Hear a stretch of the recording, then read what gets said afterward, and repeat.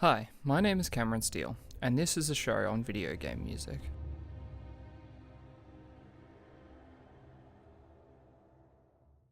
So lately, I've been playing Neo, and it got me thinking about the music in Dark Souls.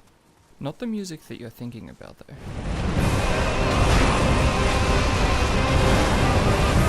I mean this kind of music.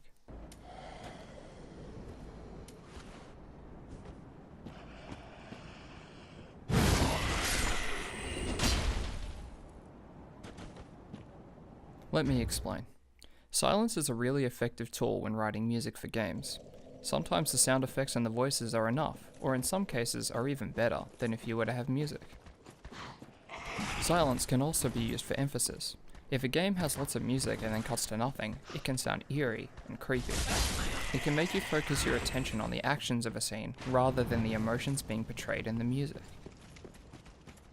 It is especially good at creating nostalgia. Dark Souls 3 already does this with the final boss fight, where the music is a rearranged version of the final boss theme from Dark Souls 1.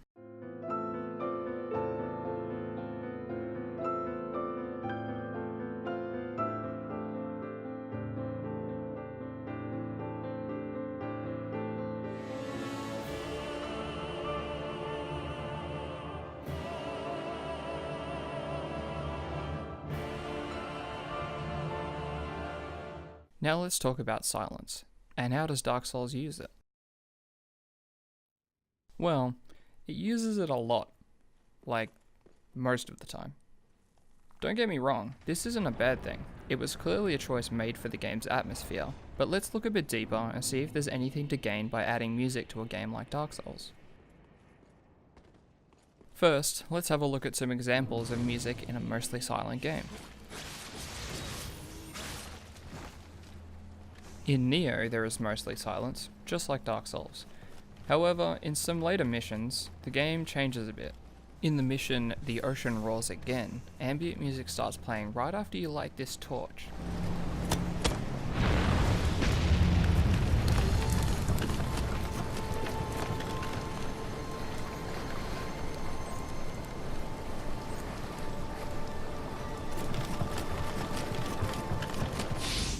I felt like this separated it from Dark Souls because it really emphasizes the Japanese aspects of this game.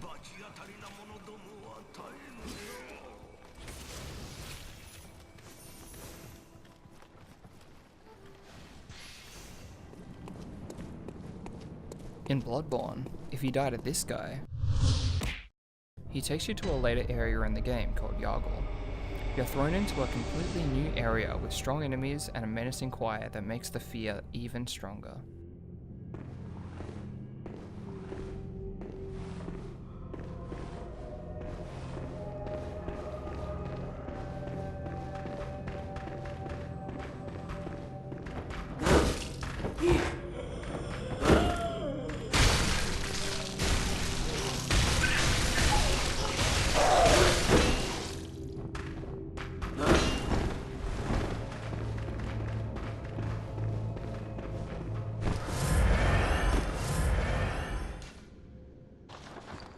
In a completely optional area of the game, the Upper Cathedral Ward, you are in a grand hall that is very dark and filled with werewolves and monsters in the shadows.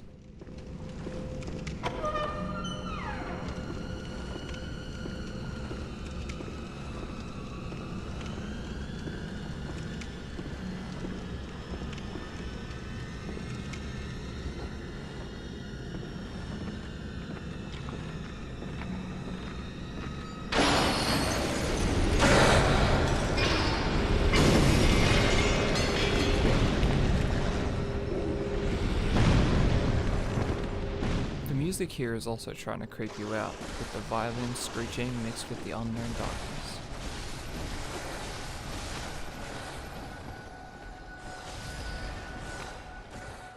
Now let's move on to how we could use it in Dark Souls. The first example is going to be using nostalgia, just like in the final boss fight, but instead we're going to use it in a well-known area of the game, Anor Londo. Anor Londo is a very well known and remembered part of Dark Souls 1. It's a huge castle area and has some of the best and worst moments in the game. So why not attach some sort of starting theme to this area?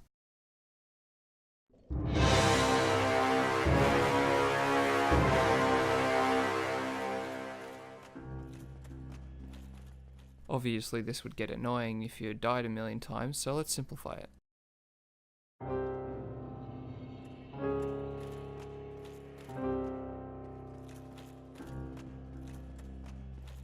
There we go. Nice and simple. Now, when you play Dark Souls 3, after the terribly annoying Archer section, you'll come to this area and it will trigger your memory just a tad.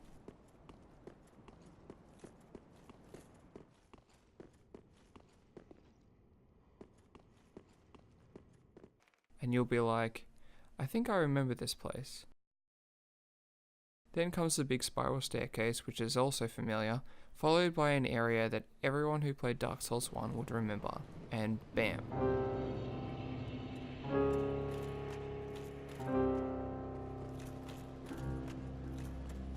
This would have been very powerful had it happened.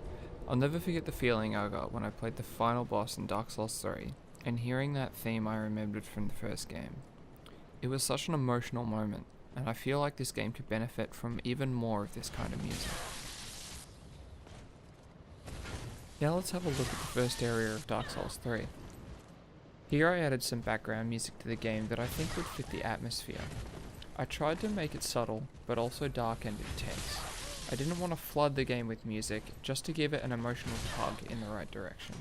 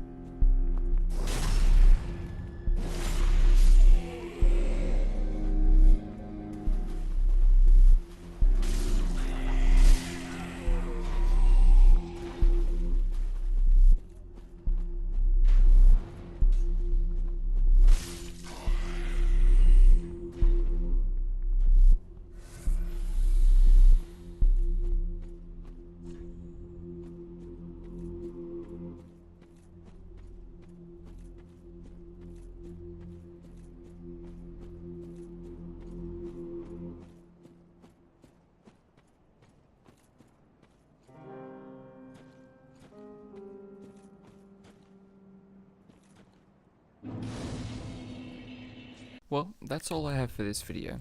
Let me know what you guys think. Do you think that music would benefit a series like Dark Souls, or do you prefer it the way it is? I believe this could be really awesome, assuming it isn't overdone. Thank you for watching.